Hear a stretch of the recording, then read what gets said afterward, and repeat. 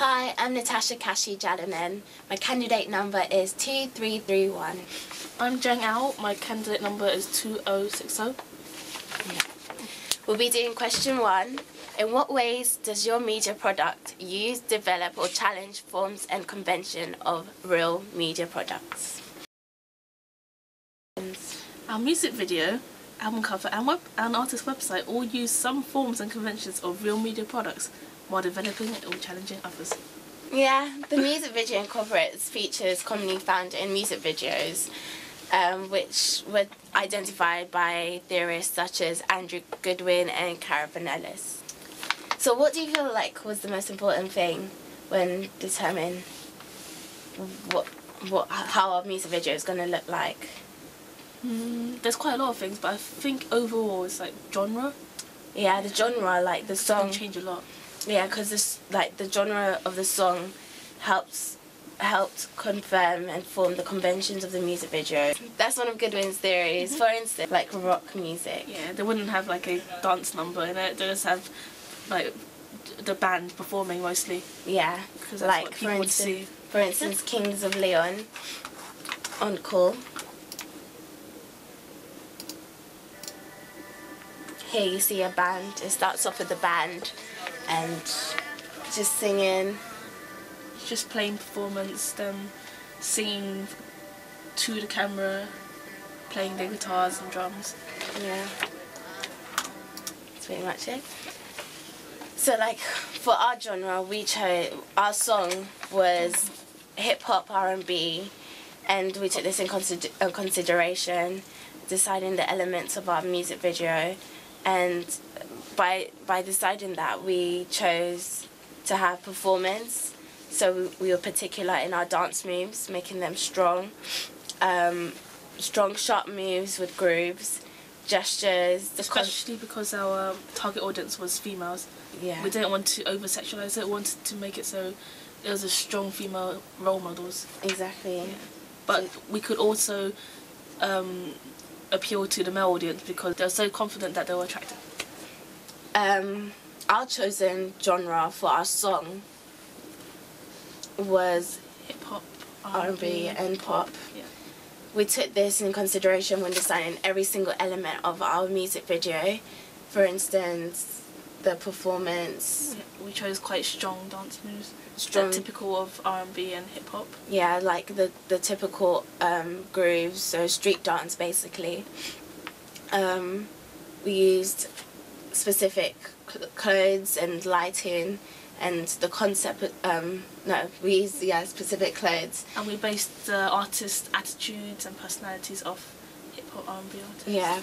Which are like normally associated with gangsters. So we had loads of jewelry, which represents like quite gold jewelry, which a lot of gangsters would wear. Quite confident. The clothes that were chosen were bright, like the background was bright to give the bubbly pop feel of the music video, and the clothes, they were very glamorous and R&B looking with like high-waisted jeans, crop tops.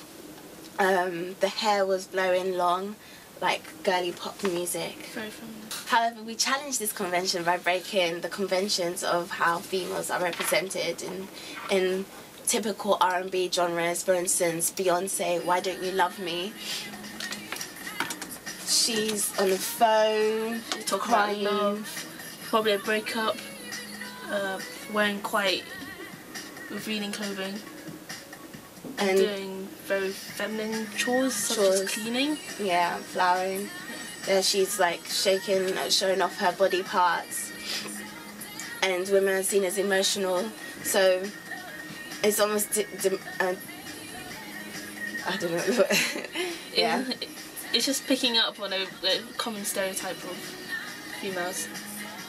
We didn't break the convention, however, we just modernized it for today's society, and we showed our women as our two artists as strong and quite open-minded. Maybe they just want to do what they like to doing. Exactly. For instance, we have them boxing and playing with cars, which you wouldn't normally associate girls doing. Also playing with balls, so doing sports. Here's us playing with toys like cars and boxing.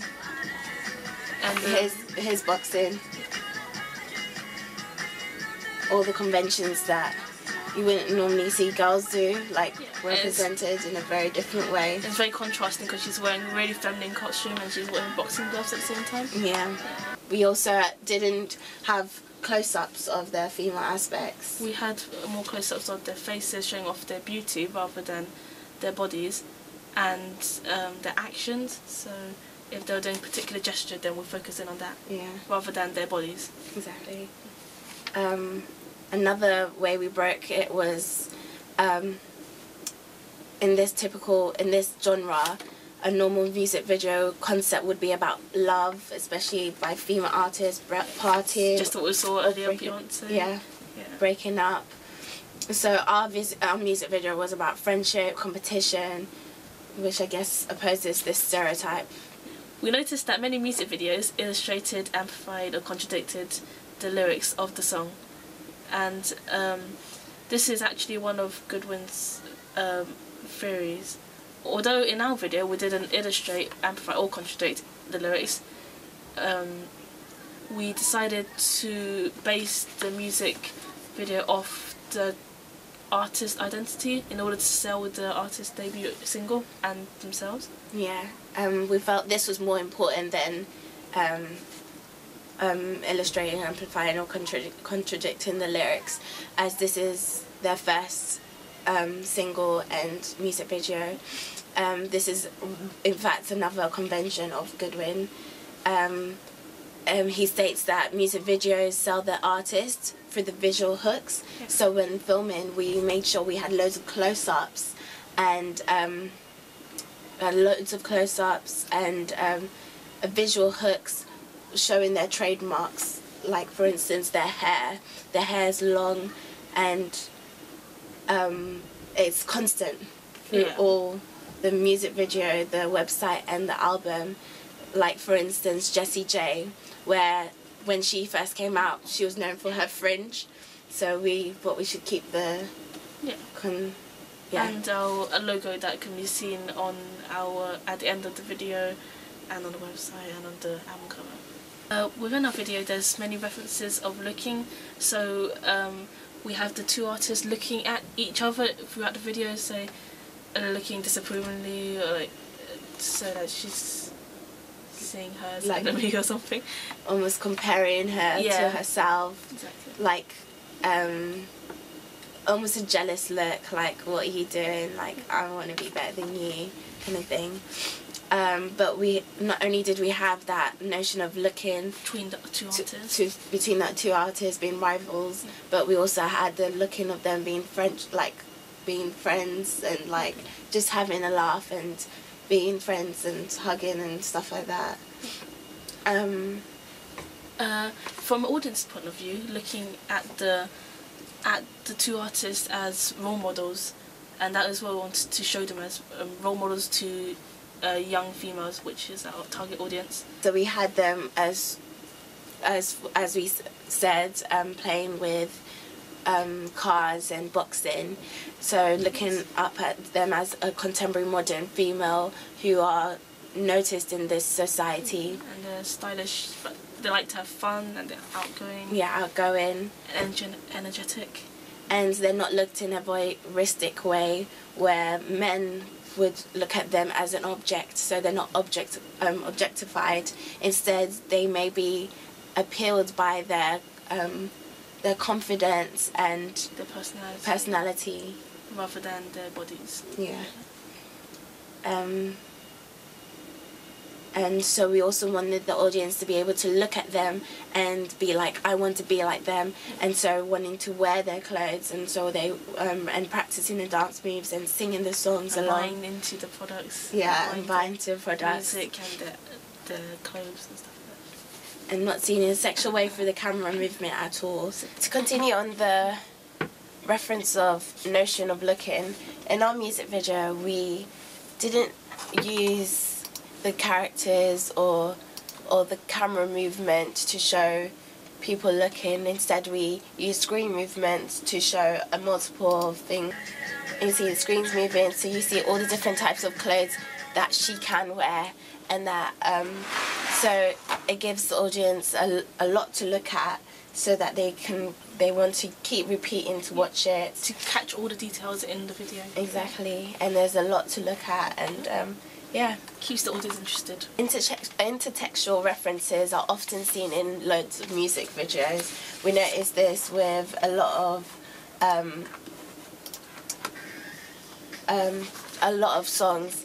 For instance, we decided to do the Beyonce "Uh-Oh" dance, which is where she's shaking her body, and because we are R&B genre and Beyonce's R&B genre, we thought people who'd love Beyonce would also love our music video, so we had intertextual reference to her. Here I'm doing the Beyonce dance, and obviously I can't do it well, so Vicky looks at me disapprovingly. We have other intertextual references, such as to do with our genre, such as the gold jewelry, where I hold up a whatever jewelry, which is a lot of attitude from the from R&B artists, which take that gangster feel and look. But we also have loads of we have these jackets in the video that the girls wear at one point, and the Latymer jackets, which are really popular in Americans. They're called baseball jackets, I guess you can call them. And I guess people would recognise it almost instantly, and sports fan would feel connected with that type of jacket because it's commonly used. And it's become very popular these days, like for the last year, a lot of people. So we've been looking at what is in. There's 4 things that make up a music video: the narrative, the editing, the camera movement and framing, and digesters. We didn't think it was that important to have a narrative in the video because we thought we wanted to show the characters of our artists rather than base a story around it, and we worried that we'd stick too much to a narrative and then it would come into, say, like a short film. But on the other hand, we didn't want it to have no narrative or no content at all, or otherwise just be putting in random stuff, and that's not what we want. So instead, we had a short, like a simple, loose narrative, and which had a development where we decided that we were going to base it on performance instead of narrative more. So as Carol, one of the one of the theorists, she suggested like it's even more narrative or more performance. Ours was more performance, but we still had a loose narrative. Our narrative is about enemies competing in many different, like having many differences, and then bringing them together at the end.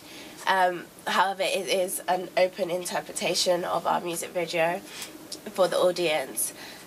Performance is mainly, we base the performance mainly on the artist, the editing, the dancing, the singing. This is all to entertain the audience more than the actual story. And to sell our artists to the audience. Yeah.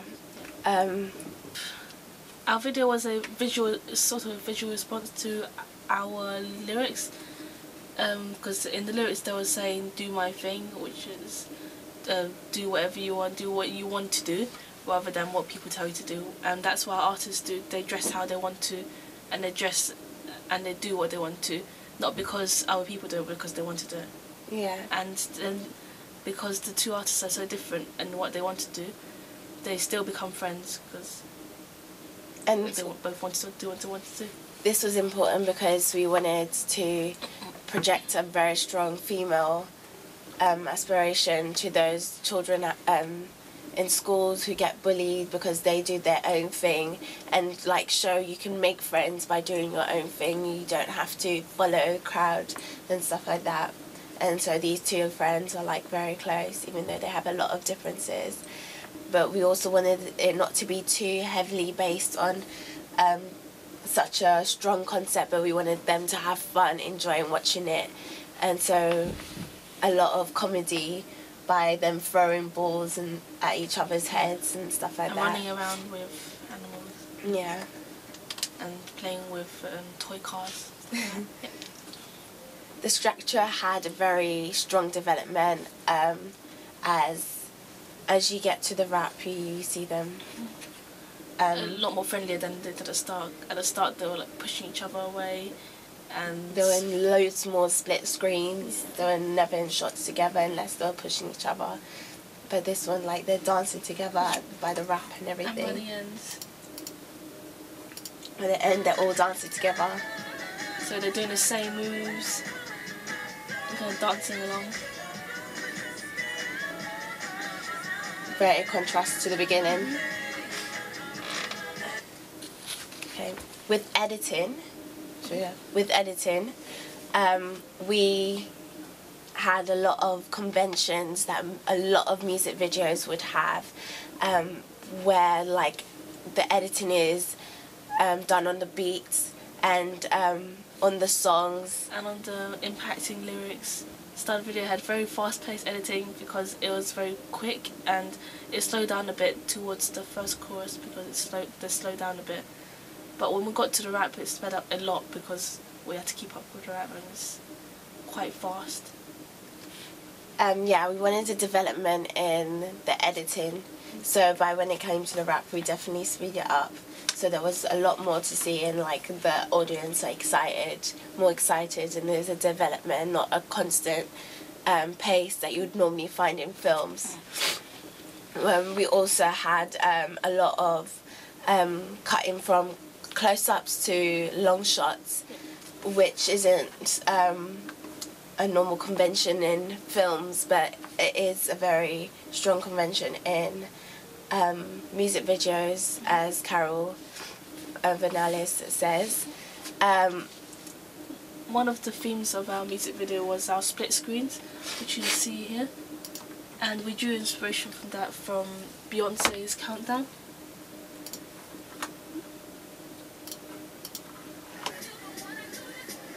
She has quite a lot of split screens and changing colours, and this sort of goes against the Carol Vernalis theory of music videos about having no match-on actions during our video, but we had one right at the start when we closed up here, and that breaks typical music convention stuff theory. Move on to camera work. Camera movement and framing. This is used to show the artist features, and show the movement of the music and the movement of the artist. We use this in a way like at the start we had lots of close-ups to not reveal our artist too quickly. We had less shots of the body because we didn't want to focus too much on the sexual aspects of the female body.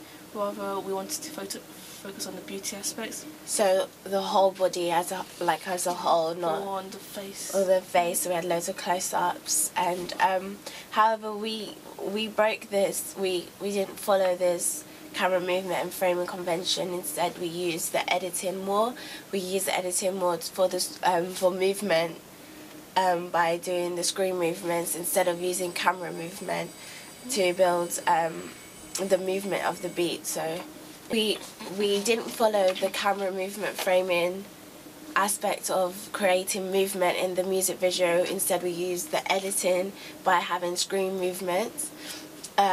This brought a lot of movement to our video instead of just the camera movement, which we had some, but we had an equal amount of screen movements and camera movements. As we said before, there's quite a lot of development in our video. So at the start we have quite quick shots, all close-ups, because we didn't want to reveal too much of the artist. And then as I got to the chorus, it slowed down a bit with quite a few long and mid shots showing the interaction between the two artists.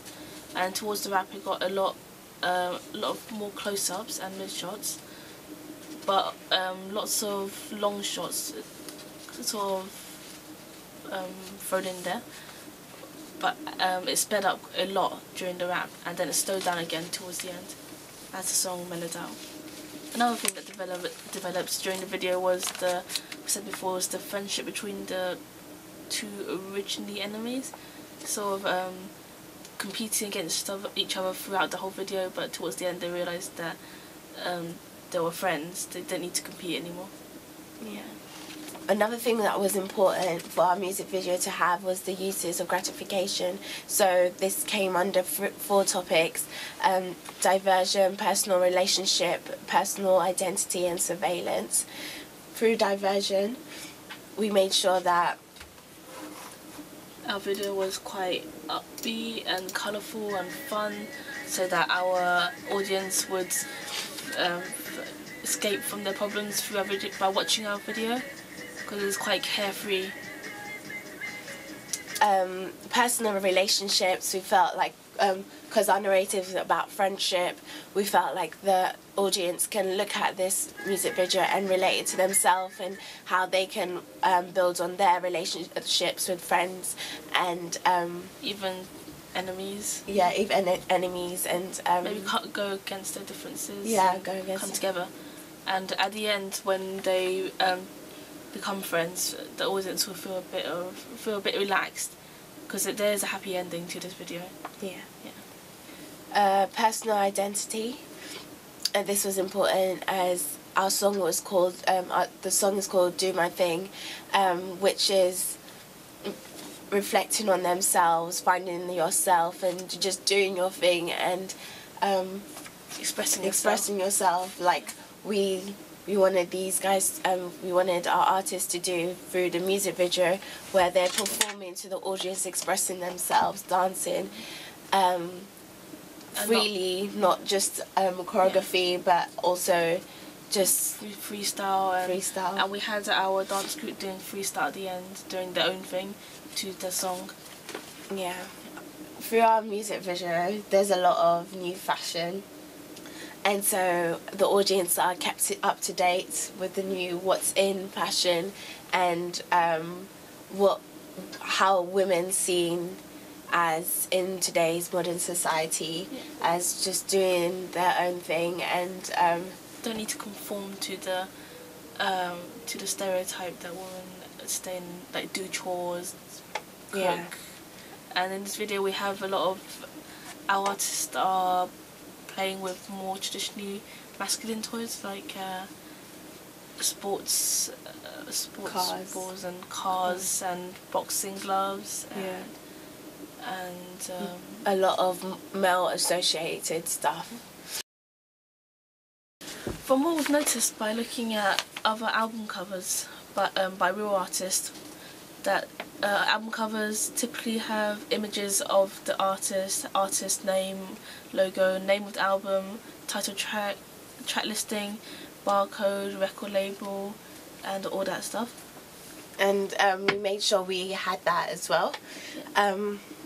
We noticed that girl groups, we looked at girl groups since ours is a duo girl group, and especially looking at hip-hop R&B artists, they tend to show all their members in equal lights, giving them that same amount of attention by looking at the Spice Girls, for instance.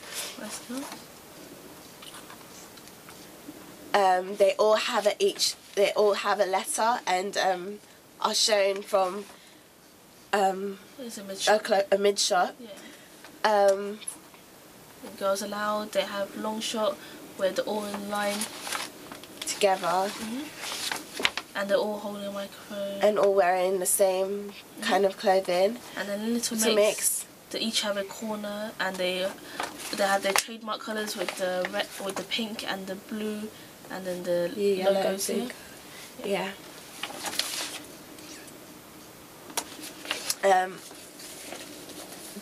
In this particular genre, we find that debut albums tend to be very colourful, unlike, for instance, rock, where they would have more stronger black or red colours. A bit more contrast than colours. Yeah. for instance, what we've seen in Girls Aloud, they have pink and green. Little Mix with, like we said, with the red and the pink, pink and blue, and Spice Girls with all the different colours for each letter. Yeah. We noticed this and we chose a eye-catching blue and purple for our trademark colours.